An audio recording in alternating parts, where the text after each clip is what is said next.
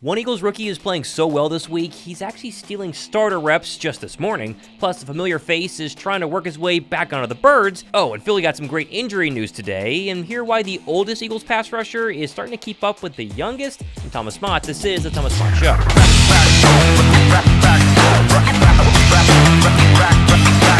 The Eagles wrapped up training camp practice today, and now there are only 2 official training camp dates left. Before we get to the news there and some very promising injury updates, there's an Eagles trade tweet going around Twitter right now that's gone really viral, and yet it's a complete lie. Please don't fall for the Philly Sports Trap tweet that says, "Rumors are swirling, the Eagles are entertaining a trade for veteran cornerback Darius Slay."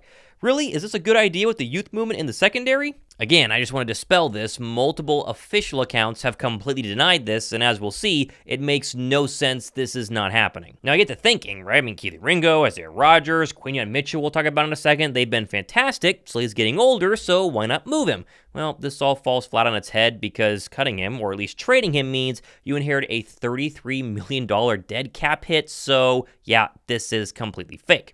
What's much more real, I guess, is the possibility of bringing back the Green Goblin. At least that's what people are telling us, since Jalen Mills himself posted a pic of his 31 Eagles jersey on his Instagram story just yesterday.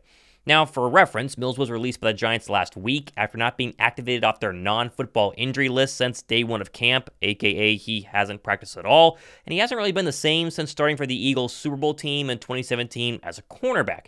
But his ability to play both safety and the nickel, and I guess outside corner as well, is what maybe could intrigue Philadelphia. Plus, he'd be very, very cheap, but I highly doubt the Eagles are going to make a call to the Green Goblin unless, again, they want to do a veteran minimum, get a little nostalgia, and make one final signing before the start of the NFL season. Don't get me wrong, the Green Goblin's had some incredible plays, especially during the 2017 postseason run, but would you want the Eagles to sign him? Let me know down below right now. Oh, and also, we're less than 40 days away from the NFL selecting the Eagles NFL Fan of the Year, which I'm trying to win, but I need your help. If you go down below to my description box, also the pinned comment, there's a link that takes you to a very short survey. I need my email, date of birth, that's also down there, and go ahead and submit me as your Eagle Fan of the Year. If I win, I get to go to the Super Bowl, represent the Eagles. It would be a massive deal. A lot of you guys have already helped me out, but if you haven't yet, it takes like 5 minutes. Go down below and check it out. Now, for the over 50% of my audience that isn't subscribed and is also over the age of 35, there's a new term floating around the interwebs that the youngins are using called cooking. It basically means someone is doing really well. They're dominating. They're being the best at the thing that they're doing at that moment. For example, we could use it in a sentence today saying Quinyon Mitchell has been cooking the past few days at Eagles training camp, including today.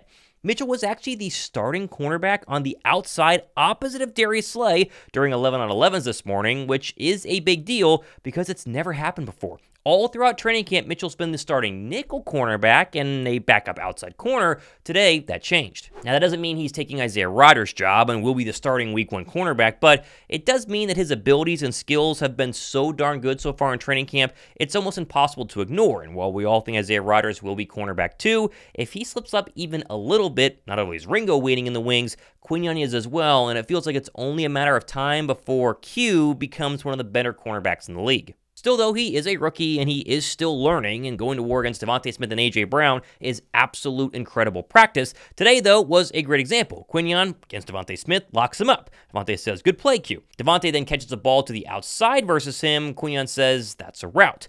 Mitchell also then got beat by A.J. Brown for a touchdown, but of course that's A.J. Brown, and he beats everybody for touchdowns every single day. I think Britton Covey's take on Quinyon today was probably the best I've heard all camp, saying, quote, "Quinyon has the perfect cornerback mentality. He can get beat by A.J. one play, or 3 plays in a row, and the next play lock him up, and he will talk so much trash to him. I think you kind of need that as a DB because you're not going to win every single rep. And so his improvement, I would say, among all the other guys, has been the most dramatic from the spring. I really admire how serious he's taken that role, and you just know what his trajectory will be." The Birds' top 2 receivers, again, had an absolutely incredible day, with DeVonta Smith catching a deep ball over Keely Ringo from Jalen Hurts despite pass interference, and AJ, he caught the touchdown over Quinyon, but also had a sick one-handed catch over big play Slay in one-on-ones, leaving Brandon Lee Gowton to sum up AJ's day by basically calling the connection between him and QB1 as unstoppable as ever. Still, though, there's a lot of people worried about the wide receiver 3 job, and I mentioned yesterday a couple of names the Birds could go out and trade for, maybe to go out and sign. You guys seem to like those options, although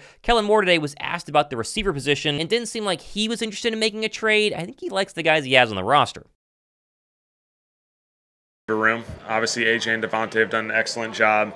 I think we got a really fun group of different skill sets, and they've all been able to kind of highlight those skill sets, and it's a really fun process for the guys. Again, like we said, we like that group. It's a really fun group. They bring different pieces to this offense, and I think what we're excited about is being able to utilize these guys in all their different ways. Oh, and for what it's worth, Isaiah Smith, he had his best day of camp so far, so maybe that helps? I don't know. And we had a bunch of injured Eagles back at practice today, including preseason game number 2's hero in Joseph Ngata. You also had EJ Jenkins, you see him here, and thank goodness Mekhi Becton actually came back today following his missed practice yesterday due to a leg injury. He seems to be okay. Let's go ahead and calm down the panic button. Still, there are some players left on a much smaller injury list, including Tyler Steen, Caden Stearns, John Ross, and Johnny Wilson. Oh, and I guess all offensive linemen have to at least get injured at some point during training camp, because now Trevor Keegan, he limped off the field and went in with trainers and never came back. So again, please, just a couple more weeks. Can we just stay healthy and get ready for week 1 against the Green Bay Packers?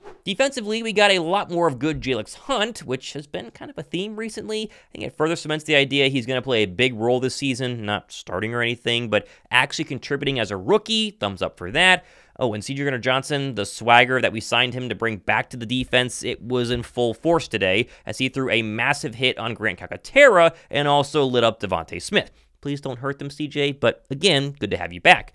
Oh, and less blitzing overall today, but there was still obviously some. Kellen Moore noted the past couple of days during those blitz-heavy practices was really, really good for his offense to go ahead and go against.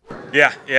That's the beauty of training camp, is you get different types of installs throughout the whole month, and we got some great work the last few days just from pressure standpoint. Vic, obviously, in his installation process is going through that, and so it's great stuff. It's great stuff because it requires all 11 to be on the same page, all 11 communicating, taking care of business. It's excellent for Jalen, for our whole group. Now, even though I haven't talked a lot about Brandon Graham, he's had a pretty nice past couple of days with reportedly multiple sacks during 11-on-11s.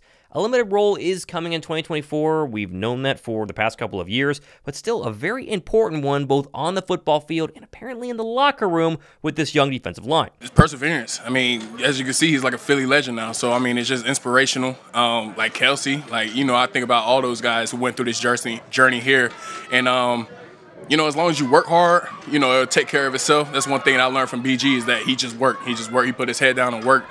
And that's what we're in the process of doing right now. We're gearing up for the season. The season's right around the corner, and we just want to make sure that we put the finishing touches on everything. And then at the end of the day, we just go out there with the utmost confidence that we have. We're confident in our defense, and we're confident in our offense. We've been going against each other like this every day. We have our days. Offense has their days. But we just want to make sure that we build that team that we're used to, we know, and we want to make sure that it's player-led. Like, we want it to come from within. We don't want any outside noise, anybody from upstairs coming to tell us how this team is going to go, because at the end of the day, we on the field. It's our team, and we want to take control of that. Now, Jalen Hurts had yet another solid day, which I think you've heard me say for like 15 days straight now. Either way, here it is, 23 of 28, 1 touchdown, no picks. That's been prototypical for QB1. And although we are just days away from a possible interception-free camp, it is worth noting, Avonte Maddox had one thrown right into his chest during practice today, and he just dropped it. Pair that Avonte Maddox drop with the Keely Ringo drop that hit him right in the chest like 3 or 4 weeks ago, and this whole Jalen Hurts has not thrown a single interception. Could have been.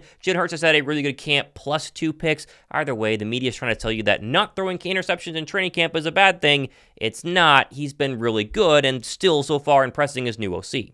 Jalen's just had an excellent camp. He's got great command of this offense, great utilization of tools when he wants to, and communication with the offense line, with the receivers. I just think it's been an awesome process. Other key plays from the day included Jalen Carter blowing up a Saquon Barkley run in the backfield. Not really surprised there, nothing new, just good to hear about. And a lot of Nakobe Dean yet again, following the linebacker's pretty impressive resurgence the past week or so. And of course, when Jordan Davis was asked today which players on defense are going to stand out, well, one of his former teammates and another former dog seemed to be the easy answer. I say, I'm not biased or nothing, but I say Nolan, man. Nolan and Nakobe. Just the way they play and the way they're understanding and getting comfortable with the game. Nakobe's been battling with injuries, like, off and on, but I think, you know, those guys are ballers, they're gamers, so I'm excited to see them go out and turn it up. It's wild that camp is almost done. Like, by this time next week, we will know exactly who's on the roster and who's not on the roster, who's on the practice squad, and so on and so forth. With one more preseason game, a couple more practices left, there are still roster spots to be had, and we'll cover it all here on the Thomas Mott Show the next couple of days. I'm Thomas Mott. This has been, of course, the Thomas Mott Show.